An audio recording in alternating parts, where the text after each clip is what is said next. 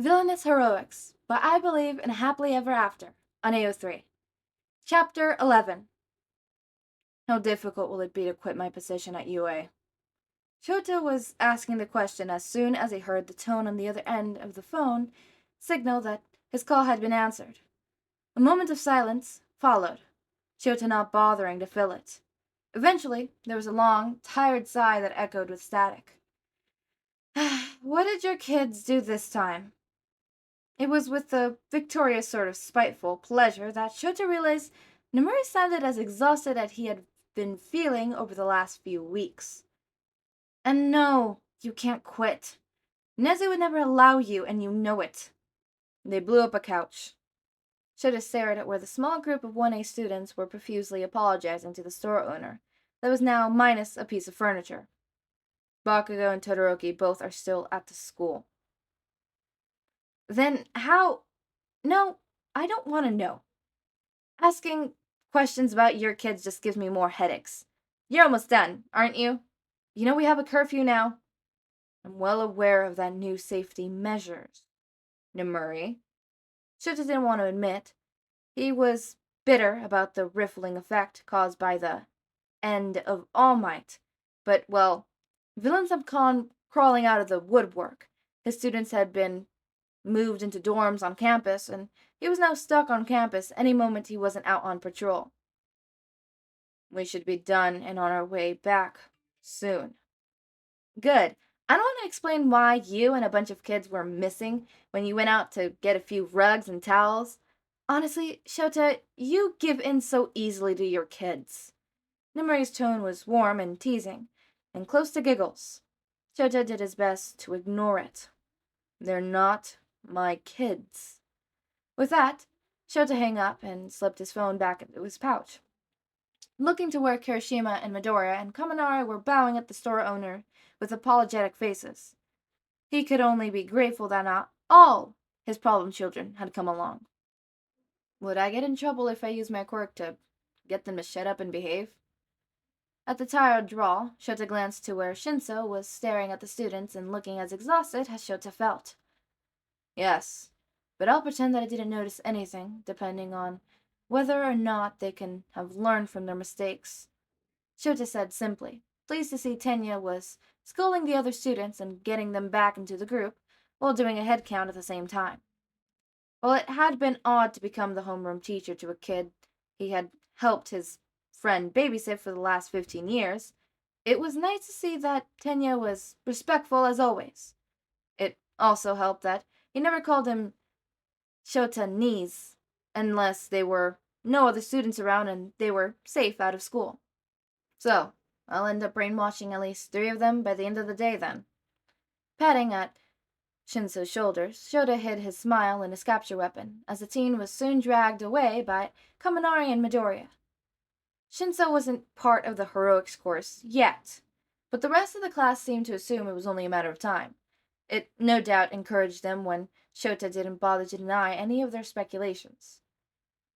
Technically, Shinsou should have stayed at school since he had moved into the general education dorms. The second opportunity had presented itself, but Shouta already had a partial sort of custody over Shinsou due to their training. Besides, his homeroom teacher was Nomuri, which helped immensely when it came to dragging Shinsou away for training. Shaking himself out of thoughts, Shouta pulled out his phone to glance at the time, mentally swore when he realized just how late it was getting. It didn't help matters when he glanced outside and saw just how far away the school their shopping trip had taken them. All right, enough. Shouta interrupted whatever argument was going on now, a quick use of erasure, quietening the students down at once. Go make your final purchases and meet outside at the front of the store in 10 minutes. If you're not back by that time, then you'll be on the dorms cleaning duty for the next 2 weeks. He barely finished before the kids were scrambling apart and running to different parts of the store. Tenya running after the ones most likely to make trouble while Shinsou yawned and stayed where he was. Why did you bother to come when you weren't going to buy anything? In response, Shinsou held out a small bag that was stuffed with candy bars, energy drinks, and a canned coffee. Shouta could relate. How's everything with your vigilante? At Shinsou's question, Shouta slowly raised his eyebrows. The teenager looked utterly unmoved. Cousin Mike, right? He's fine, as far as I know. The real question, though, was why Shinsou was asking about President Mike now, of all times. Why? Curious. Shinsou shrugged, stuffing closer bit by bit, so he was standing near Shouta again. He patrols around here, doesn't he? Shouta should probably let Shinsou know that Mike wasn't actually a vigilante, and the man had been telling the truth when claiming to be a villain. He does. I figured going to a less known portion of town might give us more peace than if we were to go to a busy area, though. Shinsou nodded, silently trailing after him as he went outside to wait for the rest of the students to show up. Kudo and Sue, it seemed, were already there and waiting, Jiro scrolling out a moment later. Now it was Tenya and the three problem children of the day that were waiting on, it seemed. Hey, Sensei? Shinto was hardly loud enough to hear. Shota glanced down at him as the other students chatted and compared purchases. Next time you see him, can you pass on my thanks? For last time? Sure, kid. Shota wasn't sure what to feel at, realizing Mike had somehow managed to charm Shinsou. But there was definitely some amusement there. Probably. It might be a while, though. I haven't seen him in almost a month. Between the League, All Might's defeat, Shinsou after school training, and the ruined summer training camp, and a dozen other things, it felt like Shota had barely managed to find enough time to breathe, let alone check in on Mike. He wasn't willing to admit how much the lack of talking to the villain was getting to him, though. Shooting back to the school as soon as all his kids were in front of him, Shota didn't even get 10 minutes of peace before a glass window was shattered as a body flew out of it. Shota was proud at how every single one of his students fell into a defense stance, ready to run instead of fight. Maybe he was getting through to them. Looks like it won't be a while after all. Frowning at Shinsou's words, Shota studied the body that had flown out of the window of what seemed to be a bar and tried to resist the urge to groan or break out into a pleasant smile at seeing just who it was. Ugh, the trope of absently making his heart founder might be the truth to it, and Shota hated it. Oi, pay attention, Shota called back to his students, deciding this would make a good teaching moment. Fighting without a pro hero license is illegal, for many different reasons, but it also makes the jobs of other pros harder as they end up working with unknown quirks and personalities. Those fighting also don't have access to prior training or supplies that proper heroes need nowadays. Did you just make him into an example? Shinsou murmured. Shota placed a hand on the teen's head and tilted his head down. He tried not to show how pleasant he was by the snot of laughter. It had taken months for Shinsou to warm up enough to speak to him normally, let alone ask questions. It was harder to hide his smile when Mike realized who was talking, eyes growing wide before he was jumping up and beaming. Eraser! Shota easily dodged the attempt at a hug, binding cloth snapping out to wrap around Mike and pin him in place as he gave him a glare. Mike's smile only got wider, and it was a struggle to hide his urge to smile back. Fancy seeing you around here, hero. Sensei? Glancing back to his students, he saw Asui was looking curious, the others still on edge. Who is this? Aw, you have a bunch of little ducklings!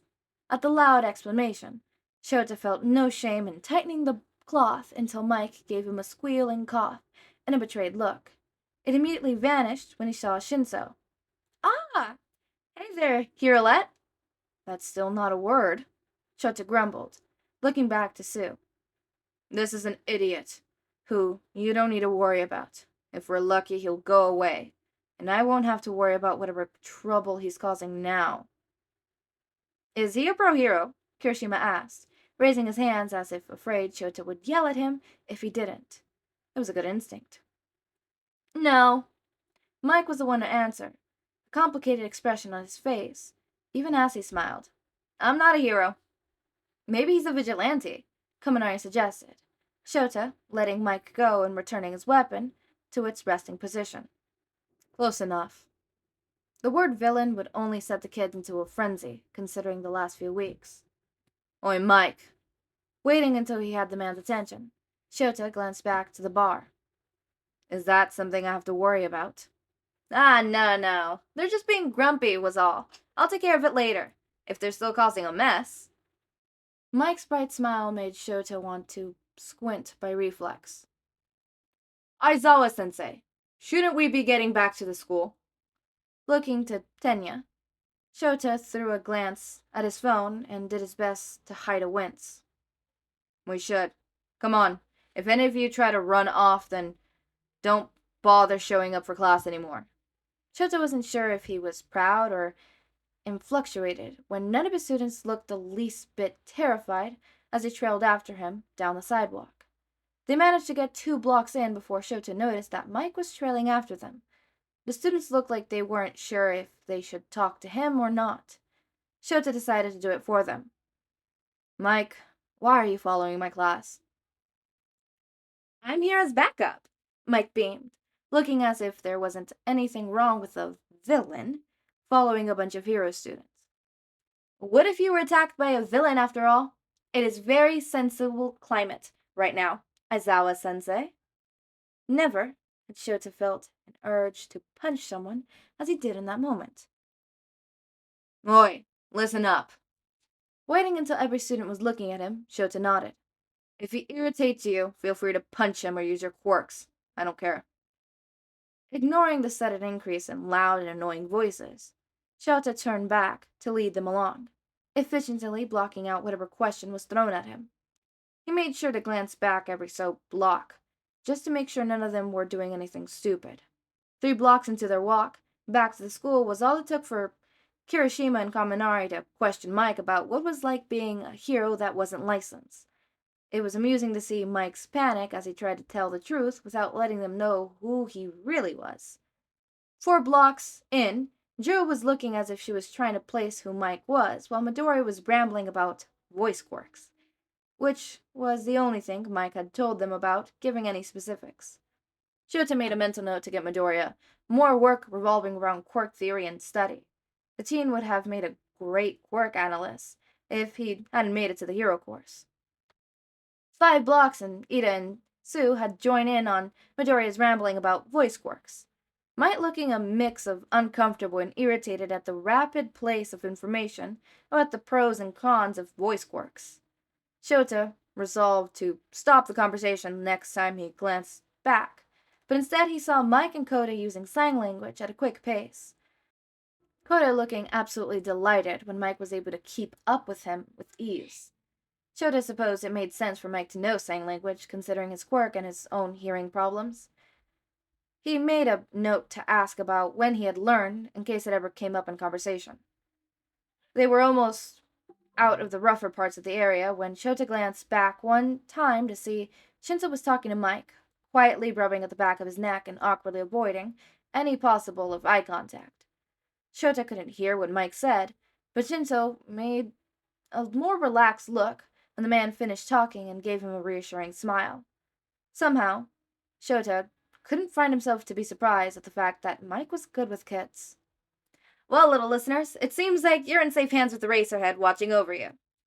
There were a few quiet gasps from Midoriya and Jiro at Mike's loud words. Shota resolved to not worry about it unless it involved him. Think you'll be alright getting back to the school, hero? It'd probably be easier without you distracting my students every block. Shota snorted, hiding his face in his scarf as Mike scrolled up to throw an arm over his shoulder. Aw, don't be like that, Eraser. Before Shota could decide whether to throw Mike's arm off or throw him over his shoulders completely, there was something being pressed into his hand. For you, hero, that last fight of yours was nasty enough to actually end up on camera for once. It took a moment, but Shota blinked at realizing what he was holding, a pair of yellow goggles that looked like his old ones, which had been shattered in the last villain fight a few nights ago. The goggles were an exact replica of his old ones, right down to the way the strap was reinforced with the same material as his binding cloth. I had a favor I was able to cash in, Mike explained softly. Shouta glanced up to see the man giving him a small, genuine smile. The smile quickly turned sly as he gave Shouta a wink, murmuring an almost inaudible, "Now you have something to remember me by on those nights we don't see each other." A quick, cheerful goodbye to the students, and Mike was gone as quick as he had arrived, Shouta staring down at the goggles in his hands, as if they would suddenly gain the ability to talk and explain why Shouta felt like his heart was going to beat right out of his chest. There was no way he didn't even know the man's name, yet he still... So much for getting over his thing when it came to present Mike. No, if anything, it was now certainly more than just a few tangled feelings. Sir? Dragging his gaze away from the goggles, Shouta looked to where Jiro had her hand half raised in the air. Wasn't that present Mike? You know, the voice villain? Fuck. I was trying to rush getting this out because I want, for once, to get the videos out on time. I've been really bad at that lately because, I don't know, my time management is really shitty. But, the videos are going to be out on time today. Oh my god, that's a miracle. I'm recording everything before we go out on our Christmas thing that we're doing today because we do it today. And I know for a damn fact we're not coming back for me to be able to record the other two. It's not just going to be an hour or two. I don't know. We're probably going to be there till 1 a.m. in the morning. You know, so I need to record these beforehand. So yeah, that was a very interesting chapter, you know? I feel like Mike is probably getting a bit more comfortable with the whole vigilante term, which he should. That's what he is. Second, yeah, Shouta, you fell hard. Yeah, there's no getting up. Yeah, no. You fell hard and there's oil on the floor. No getting up from that. You're down. You're down. And you ain't getting up. Maybe that's a good thing. I mean, hey. President Mike could be a very handsome husband. I've read some fanfictions. You'll like it. You'll like it. I love how Eraser Mike has just become a fanon thing. Like, collectively, as the fandom, we're just like, yeah, those two together.